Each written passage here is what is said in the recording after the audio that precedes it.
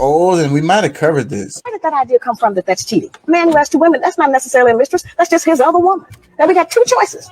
We can be the woman or the other woman. We don't have it those two. And I'm not saying that a lot of men are not just running around. I'm not talking about that.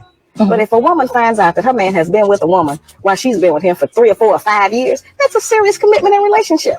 And if it hasn't taken anything from me, if I'm not going short of anything, and if this is what he thinks his responsibility is, then what kind of hell are you going to go through to prevent that? Since we cannot stop him. Now, no, we don't like that. I don't like that. But that's the reality of our life at some point. But every man doesn't want to. What about our morals and our religion? Whose religion? Whose morals? So whose idea are you representing when you stand up for those babes? Not ours. Somebody else's. And it may work for them. But it doesn't work for us. It hasn't worked for anybody, really. But nobody wants to deal with the truth. Monogamy was only created because of the economics of it. Unless that was cheating. Man, I be saying this all the time. The economics of monogamy. And I don't think that we're naturally monogamous anyways. I think that we're freaking naturally freaking like, I don't think it's natural for us to stay with the same person our whole life. I don't think so.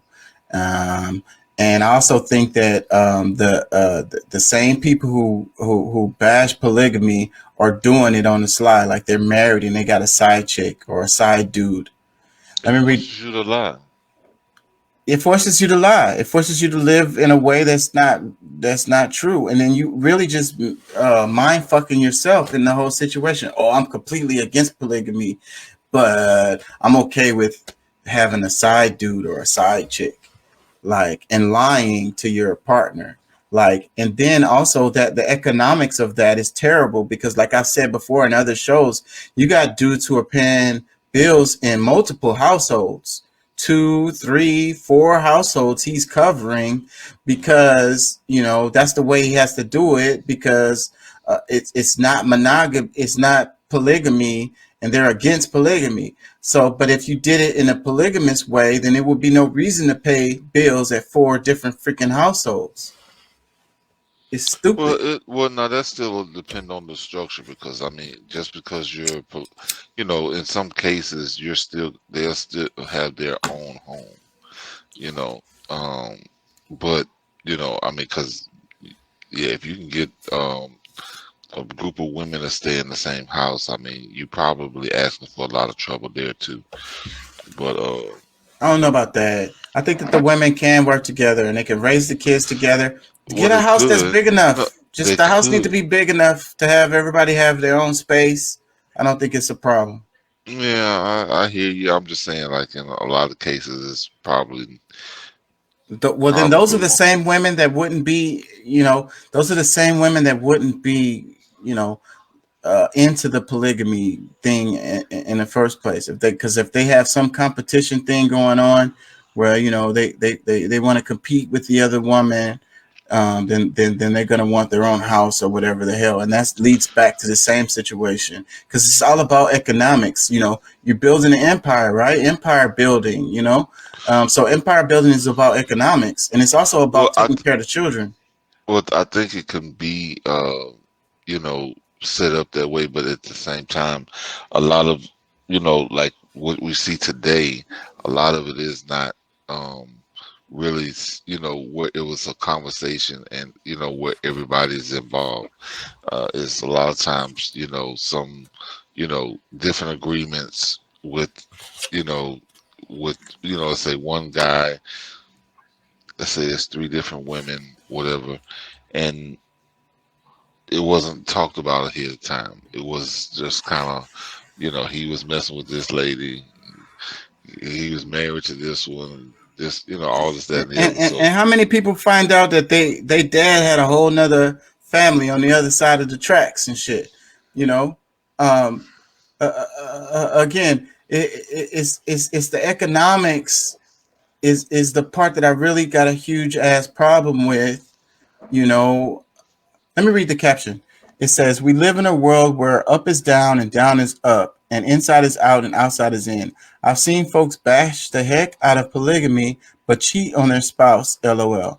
help make sense of this for me. So you're okay with sneaking behind the back of your partner, but you have a problem with being honest about who you are. LOL. We are severely psychologically damaged as a people, and the only way to repair it is to be honest with ourselves.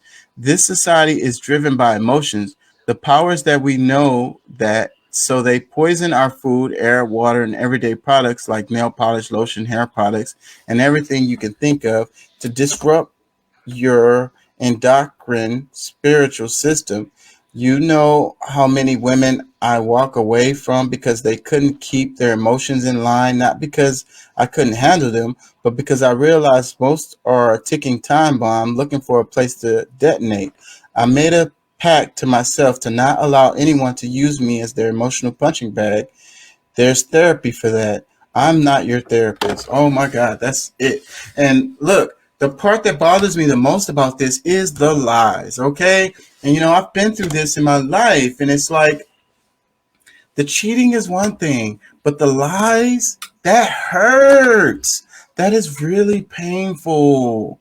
Somebody that you really care about, you're being honest with them, you're trying to build something together, and they're lying to you about something, that part is the problem I have a problem with, and that's where when they look down on people who have open relationships, both partners are aware of what's happening, and they're like, oh, you people are terrible, y'all are going to hell or whatever the hell, you're terrible people. But they're being honest with each other. You're straight just lying. And how can I trust anything that you say if you're lying about this, that, and the other?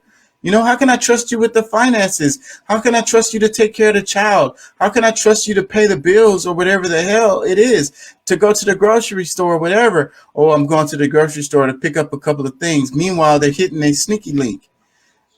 Mm-hmm. Yeah. The lies. I have a problem with the lies. They hurt me. Yeah. I don't like the lies. I hate the lies more than anything.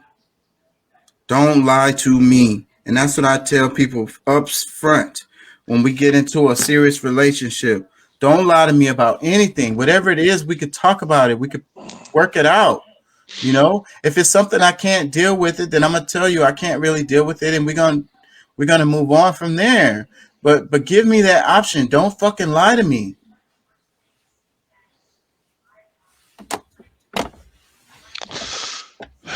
Yeah, man, I agree. I think the emotional intelligence has to be higher in order for, like, going forward, that,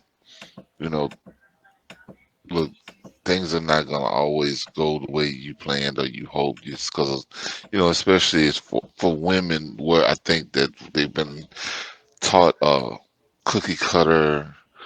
It's like simple, it's gonna only be this way, and if you don't do it this way, then you're wrong, you're bad, you go to hell.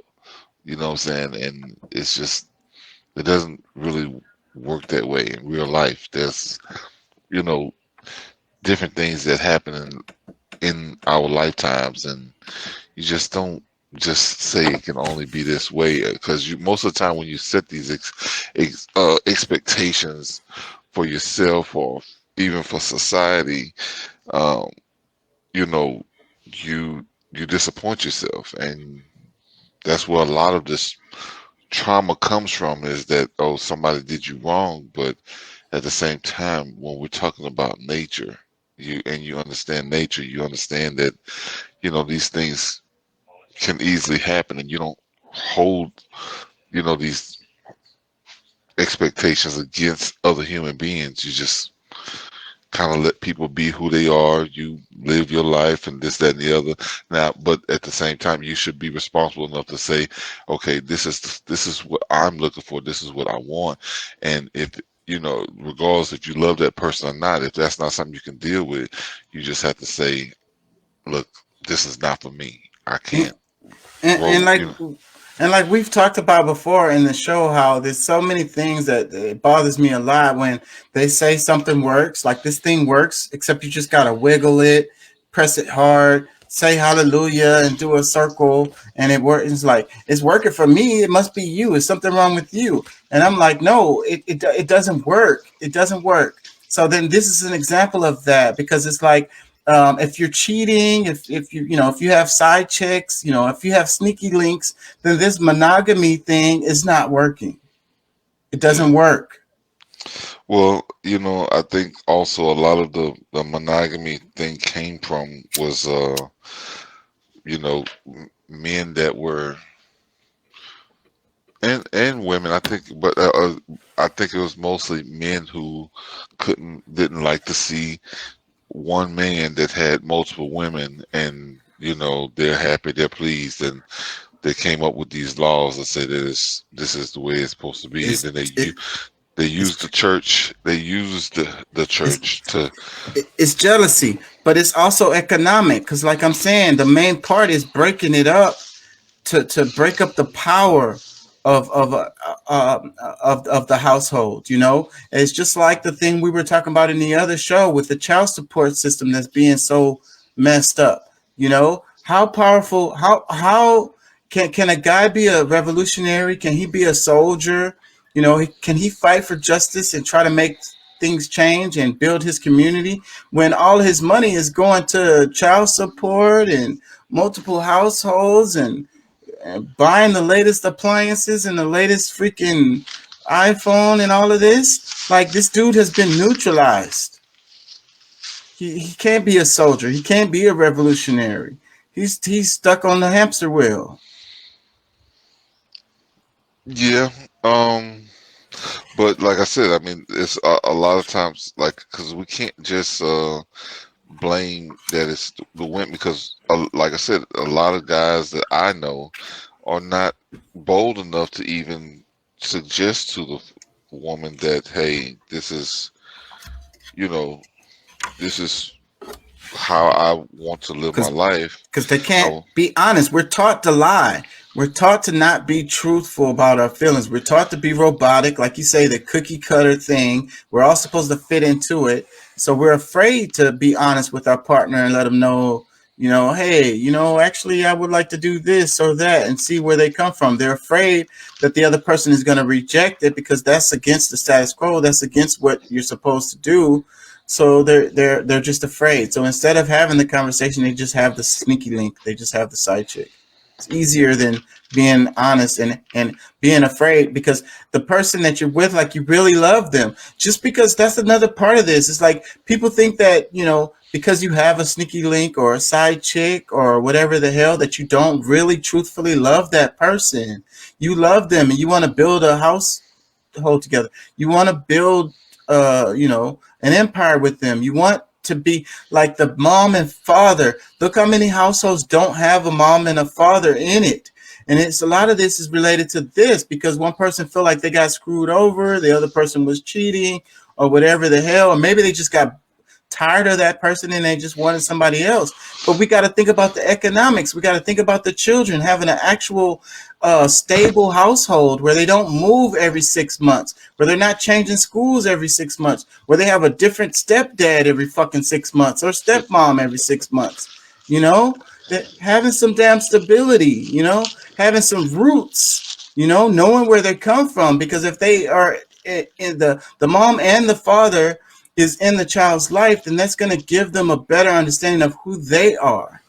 yeah, and not fighting them, not fighting all the time, and this, that, and the other. When they can actually see that, okay, and especially if they're working together for the greater good of that child. Because I mean, a lot of times that's what it really boils down to.